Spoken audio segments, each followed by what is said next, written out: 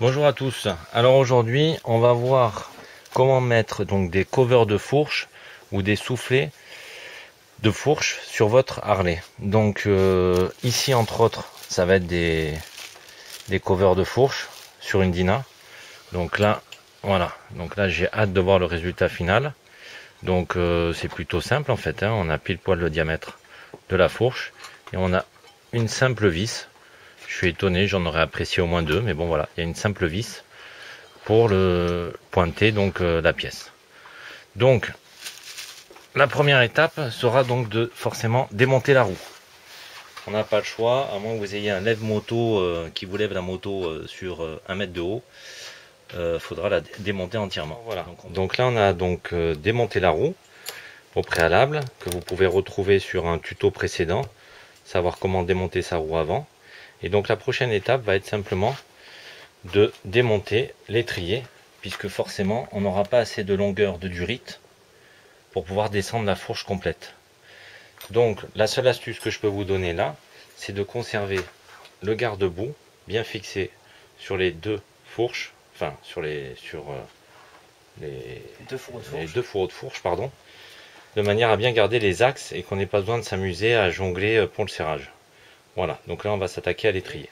On va attaquer donc avec bizarrement du français taille 10 pour avoir du 12 pans. On a deux vis, donc on va dévisser celle-ci. C'est parti.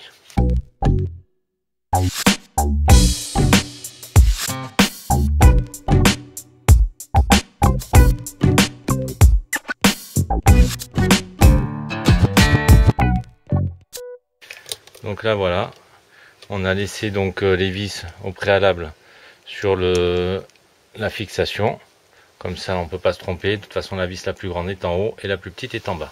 Donc maintenant on va s'attaquer donc à la fourche. On va complètement donc défaire les vis du bas et ensuite on va simplement soulager les têtes de fourche du haut.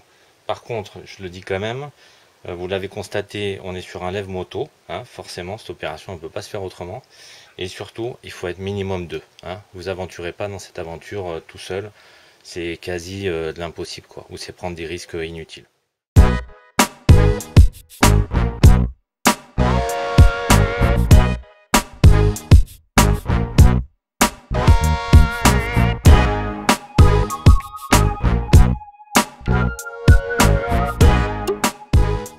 Et normalement, avec une légère pression, on descend.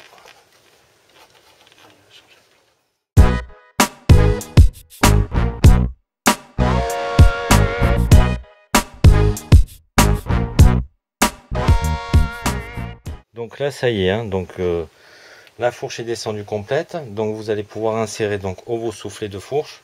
Ici donc nos covers de fourche. Voilà, donc juste la seule chose, voilà, il y a un pointeau. Réfléchissez à ce qu'il soit à l'intérieur côté moto et non pas à l'extérieur. Voilà, donc repérez l'avant de votre fourche, comme ça vous ne vous faites pas surprendre. On va juste les insérer et on fera le serrage définitif une fois qu'on aura tout remonté. Donc là on va insérer la fourche. Bon, bien entendu le but c'est d'être travaillé ensemble, hein, pour qu'on soit tous synchro.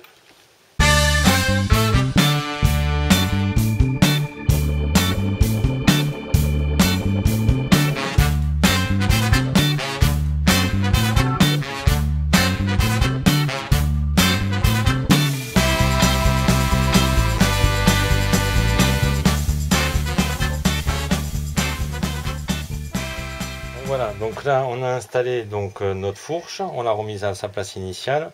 On n'a pas rencontré de difficultés particulières. Par contre, soyez deux parce qu'effectivement, la montée tout seul, c'est pas évident. Il faut essayer de monter l'ensemble d'un bloc à la même vitesse, au même moment. Donc voilà. Donc ensuite, on a serré rapidement donc à la clé BTR pour qu'elle tienne. Et là, on va finir à la clé dynamo. Et comme ça l'est préconisé, non, si je me trompe pas, c'est entre 16 et 22 Nm. Donc bon voilà, on serre la clé dynamo. Donc là le serrage intégral ok. Les souffles, si vous avez mis des soufflets, ils sont déjà en place, on s'en occupe pas. Nous c'est des covers, donc Voilà, on les a laissés tels quels et on viendra faire le réglage définitif une fois la moto descendue du lève moto, la roue installée, pour qu'on puisse vraiment voir l'axe, voir comment la fourche aussi va réagir. Donc voilà, donc ça, le réglage définitif se fera une fois la moto désolarisée du lève moto. Et par contre, les soufflets, pardon, bah vous, ça y est, hein, ils sont en place, on n'y touche plus. Donc on va remonter l'étrier, on va remonter la roue pour faire les réglages définitifs. Allez, on remonte l'étrier, c'est parti.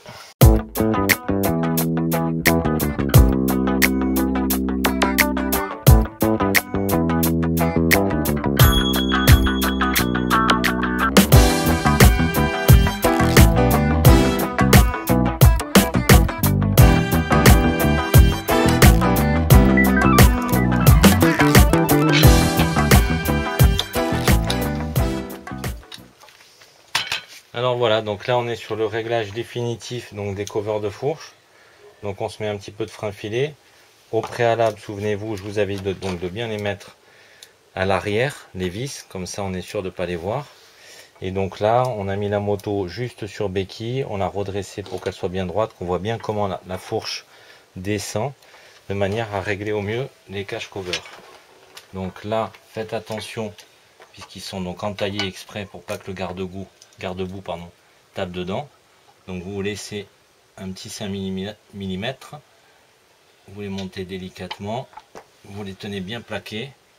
Toujours pareil, à 2 c'est bien parce qu'au niveau du serrage, il a tendance à descendre. Voilà, vous mettez du frein filet, vous serrez bien.